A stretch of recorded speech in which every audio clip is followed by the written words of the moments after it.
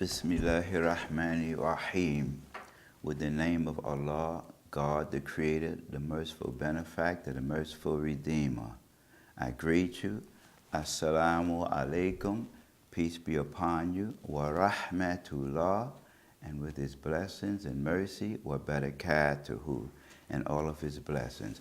Welcome to another segment of Al Islam in Focus, a program whereby we strive to bring to our viewing audience the ultimate beauty and dignity of the religion of Al-Islam in a very clear and sober and practical way. I'm your host, Imam Zaki Abdul Hamid, and before we get to our very, very, very special guest, I'd like to recite one verse from the Holy Quran. God says in the Quran, Innal khalaqna insana fi ahsani taqweem. Very beautiful verse. Translation, surely we have created every human being in the most excellent and dignified mode. And many people question, well, how is that possible when we see so much madness out in the society today? Where's the dignity? Where's the excellence? Well, we know that man and woman can make choices. If you make a choice to live to the best of your human nature, then that's correct. You follow the most excellent of your nature. But those who want to follow the Satan or evil intentions, then they go down to the lowest of the lowest, God says in the Quran. Well, today I'm very proud to let you know we have our guest who has followed her most excellent nature and has risen in the ranks in the community, and she has done so much. So before I introduce her, I have her bio, and the bio is so extensive, it's like a who's who in the New York State legislature. So I'm just going to read a summary of her bio, and then we're going to start asking questions according to different paragraphs in the bio. Ms. Celeste Knight, thank you for coming with us. Good morning. Good morning. And welcome here at Al Islam in Focus. Assalamu alaikum. Wa alaikum salam. Let me just read a summary of the bio you sent me so that everyone can be aware of exactly what you've done. And it's such an extensive, wonderful work. Ms. Celeste Knight, a community advocate, state committee person, ward leader, judicial delegate, county committee person, and a trailblazer, has dedicated her life to helping the underserved.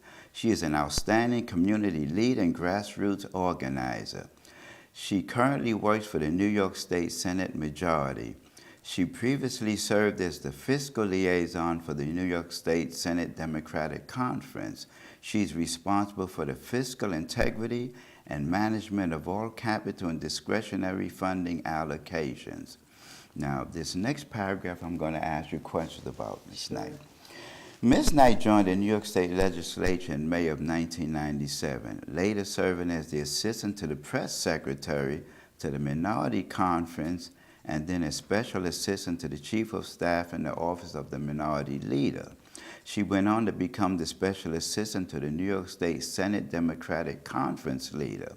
And as special assistant, Celeste worked directly with the Democratic Conference leader to implement community reinvestment to address the needs of socially and economically disadvantaged populations throughout New York State.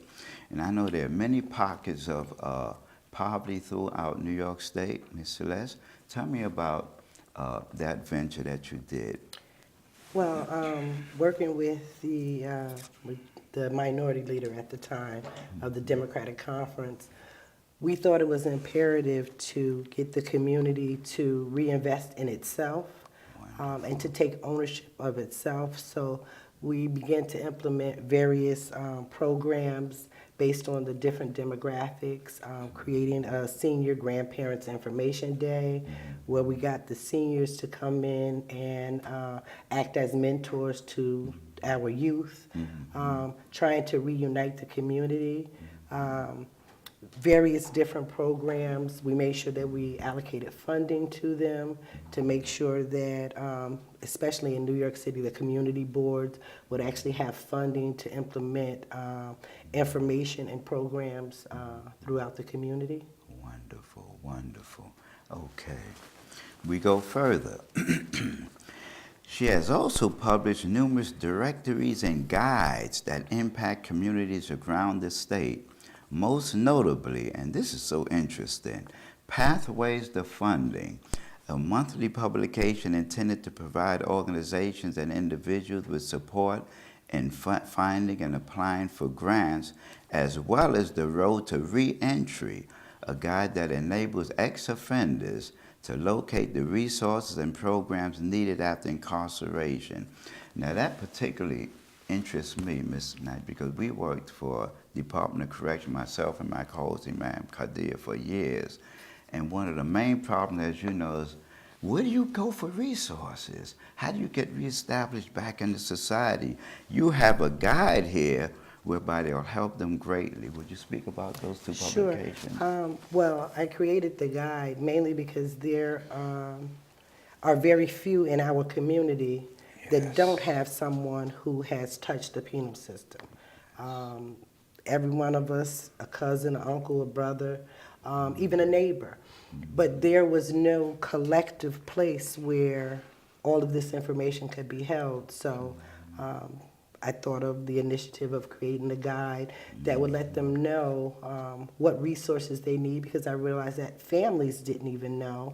Right. A lot of families weren't aware of, the barriers of someone coming home.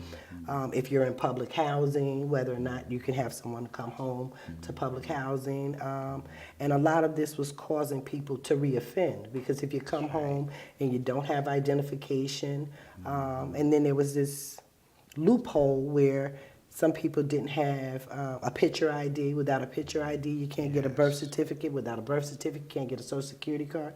If you don't have picture ID, a birth certificate, or a Social Security card, you're not going to get a job. That's true. So you're going to reoffend. A lot of them weren't aware of the spiritual resources that were available. A lot of people didn't know where their local masjid was, didn't know where their local house of worship was. So I just wanted to put all of this information in one spot so that people were aware of it, and more importantly, to let families know what they needed before the person came home, and to try to put some of these resources in place and have them have access to the information. Wonderful.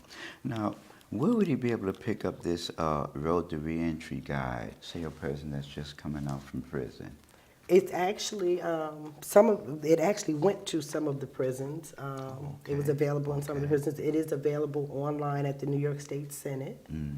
Good. Okay. So it's easy to do it too. Yes, if you type in Road to Reentry in New York State Senate, it will. And I actually, as a representative in the city of Albany, I created one that was specific to the city of the capital region. Okay. Wonderful. Our next paragraph in your extensive bio of goodness. For years, You're too kind. Celeste has worked diligently in the background. She stepped out of her comfort zone to become an Albany County Democratic Committee ward leader, representing the 5th Ward. She is also the judicial delegate for the 108th AD, and recently won re-election to represent the 108th AD on the Democratic State Committee. She works tirelessly to ensure that the needs and concerns of the community are heard and addressed, and her efforts have empowered constituents and have brought more attention to the disparities in the political process. How is it working inside that area? There are some hurdles, definitely. I took on those positions and actually ran for the positions because I felt like I had the opportunity to represent multiple demographics at once. Obviously, I am a black woman, I am Muslim, and so it gave me the opportunity to be able to represent women, Muslims, black, being a black person, 3 very underrepresented demographics. Yes. And while we make up a significant amount of the community, we're often unheard and we don't have a voice at the table. So when the opportunity presented itself, I seized the opportunity and wanted to make sure that we had a voice at the table and some representation. Excellent, excellent. Over the years, Miss Knight has been involved in the community in many different ways. She works extensively with not-for-profits, faith-based initiatives, and local organizations that focus on seniors, youth, and veterans.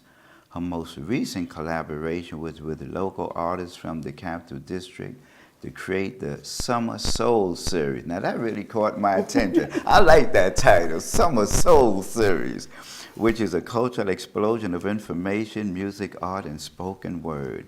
The resultant impact has enhanced the quality of life, found solutions for those who needed help, ensured greater participation in the electoral process, and has inspired and changed the lives of many beyond her community. Please tell us about this series, the Summer Soul Series. Well, it's funny because the Summer Soul Series, when people hear it, they naturally think soul music. And in reality, I was trying to touch people's souls. Okay. It was a way to collectively bring people together. And while we do have music and artists who, when I tell you we have a plethora of talented artists throughout our community, but it was also a way to allow nonprofits to come and give their information. During the Summer Soul Series, in between every act is an information period where we get up and give information to the community. It was free to the community. And again, it was a way to, one, do something that was for us, by us, and more importantly, about us. All right. Something that it was an opportunity to show us in a positive light, because oftentimes, especially the community that I represent, the Fifth Ward in the city of Albany, is often seen in a negative light. We hear about it on the news, the things that don't go right, but we rarely hear about the things that do go right. Exactly. So I wanted to create an opportunity for us to come together as a collective and express ourselves culturally. There's very few opportunities in the city of Albany for us to express our culture as seen by and lived by us, and not someone else's interpretation of our culture. So it was a good time. It was family oriented. We got fabulous groups that came out of it. We got, two ladies who actually created a group called Harmony. They were classmates, hadn't seen each other or worked together since high school. I don't want to tell their ages, but they're older than me. And now they come together and they've been doing benefit concerts for many different organizations. So it was just an opportunity to be able to express ourselves from our own point of view and to show, the diversity and the beauty which is us. Wonderful. Now, is this ongoing? Is this going to take Yes, place we will do it again this year. Now, you have to let us know because we're going to put this on the airways each time we're on until the event This happens. year it will run July and the end of June, July, and just the first week of August. Last year we went from June all the way through September. Wow. But I was very tired. I can imagine. Well, inshallah, God willing, we're going to make sure that our viewing audience knows about this. Ms. Celeste Knight, you are also the founder and executive director of the Urban Collective Leadership Coalition of Albany. Tell us about that, because I don't think many of you are familiar with it. I founded the Urban Collective Leadership Coalition of Albany because there is not one single point of contact for communities of color. It was an opportunity for other organizations to come in and to collectively have a point of contact for our community and also to have a point of resource, somewhere where we could all give the information about our organizations and just to enlighten people, because we have a serious gap in the information highway when it Yes. comes to our community. Because we represent underserved communities, not everyone has access to television, to smartphones, to the internet. So it's an opportunity to touch people directly and to cross over, multiple organizations, to be able to share, with your organization what I'm doing, and just a way to touch the community and to have a point of contact where we can work collectively together. Wonderful.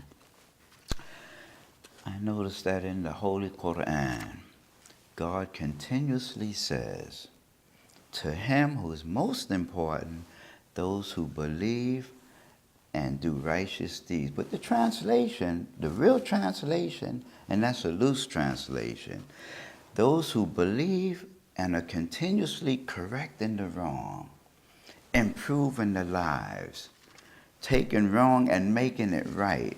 And that's one of the best things a human being can do. And that's what your whole bio shows, that you're always out there trying to make things better, and that's wonderful. You are doing exactly what God asked us to do. All the prophets and messengers did the same thing. So that's why I'm so glad to be able to interview you, because all I see is things that you're trying to do to improve lives of the individuals, family life, community life, and life in general. Now, you told me over the phone that you had just been promoted. And please tell us about that, because you were very excited over the phone, and please share that excitement with everyone. Yes, well, it's literally happening in real time, and it's in its infantile stages. That would probably be the best description. But I've actually been given an opportunity to bring an apprenticeship program to the New York State Senate. So many people aren't aware, when they think of the legislature, they think of people passing laws, senators, the budget, analysts, things of that nature. Not many people realize that there is a whole world of craftsmen behind the walls. We have an entire print shop, we have a carpentry shop. There are many skilled crafts within the Senate, and I just wanted the opportunity to expose our youth to that and make them aware of the opportunities that are present and the possibility of a lasting employment. Wonderful, good, okay. No, that I think most people are not aware of. Yeah. When I think of the legislature, just like you said, people just sitting out passing bills, papers, Yeah. and we see that in the state legislature, the federal legislature, so that's a good But there's thing. somebody there, building walls. We got IT departments. There's people Is that coding. right? There's so Wow. many crafts that are going on that are unseen, and just being able to give an opportunity to highlight that and to expose our youth to it. Wonderful. Now, this is mind-blowing. I don't see how you handle all of these committees, but we're going to let our viewing audience know about this also as well. She also serves on the Executive and Candidate Review Committees of Albany County Democratic Committee, the Albany County Democratic Committee Women of Distinction Committee, the Albany County Land Bank Community Advisory Committee, and the City of Albany West Hill West End Revitalization Steering Committee. Celeste previously served on the City of Albany Equity Agenda Advisory Committee, Brighter Choice Foundation Board of Trustees, and Board of Directors for Art Partners and Company. How do you handle so much in the time that's allotted to you, Ms. Knight? I don't know. That I don't have an answer to. I wear a lot of hats, but like I say, if the opportunity presents itself to go and be a voice at a table where we don't have a voice, I'm willing to step up and do it, and oftentimes sacrificing from my own personal life, my family. But, we have to have a voice at the table. That's right. And we have to have representation, and we've got to know what's going on. That's And somebody has to deliver that message, be willing to go and make that sacrifice to get that information and bring it back to our community. Because again, I think the biggest problem we have is that gap in information. Exactly. Sure. Now, with all of the committees that you're a part of, and I just want to ask you, do you get many challenges, or most people that sit on the committee with you, are they working with you? Tell me a little bit about that. Well, there's challenges with anything, and especially if you're bringing a voice that hasn't been heard at some of these tables. Okay. And often we have people who make decisions for us and about us without consulting with us. Of course. So, now, I just challenge them to have that conversation, that you're not going to make a decision for my community or about my community without consulting with my community. That's right. That's right. So, while I face challenges and, sometimes you get pushed back and sometimes you don't, but my intention is to challenge them, to take them out of, I'm often taken out of my comfort zone, but take them out of their comfort zone to actually have that dialogue. But it's always done, with a professional and respectful manner. You can disagree without being disagreeable. Oh, absolutely, absolutely. Okay, if more of that's us the way. understood that, we'd be in a better position all around. Exactly. Exactly. Miss Sister Celeste, how has your Islamic faith helped you as far as the many accomplishments that you're involved in and your future outlook as well? Would you like to comment on that? Sure, absolutely. My Islam comes into practice because I know that nothing I have and nothing I do is without Allah's permission. I know and I seek guidance from Allah in all that I do. Everything that I do, I ask Him to guide my footsteps, and more often than not to guide my mouth. Because left to my own devices, we're all human. Yes. But I'm just thankful and I humble myself knowing that none of these accomplishments, not even the ability to get up and, like I say, step outside of my comfort zone is without the aid of Allah. That's so right. I know where my help comes from. That's And I'm right. always mindful of that. And I try to keep that in the forefront. And I try to deal with people and treat people according to my faith. Wonderful, wonderful. We're winding down, Ms. Knight. Is anything you'd like to share with the viewing audience that we haven't covered on your bio that you would like them to know about as far as you personally, your aspirations, your outlook? The chair's yours. Anything you'd like to express? I guess I just would like more access. Again, that's my main thing, more access to information in the community. If you need my help, time permitting, I'm there to help you. If I don't know, we'll find out who does know. And to just try to get more resources into the community. I want to arrive at a day when I'm not saying that we're underrepresented. Wonderful. So, I'd like people to get more involved. Get more involved. Take ownership of your community. It's yours. That's right. Take ownership of it and make it about us. That's right. That's right. God says in the Quran, the whole world belongs to humanity. And that's something many of us, especially the underserved and underrepresented, really don't understand, that the whole earth belongs to us. We were put here to be the caretakers. And our main responsibility, what you're doing, is to help one another, to be a voice for those who don't have a voice, to be brave and to stand up in the face of oppression and those who just want to keep people down, to be a Moses, to be Harriet Tubman, which I see you as a name, Sister Daz. And that's a wonderful thing, because everything in the heavens and the earth is a sign. And this is the way I look at things, You see the animals taking charge of their family life. You see the birds, the insects. Everything stands up for its survival. Now, when it comes to the human being, we have a choice. Either we can be led and be oppressed, we can stand up and fight against oppression and fight for the dignity of human beings, of all of humanity.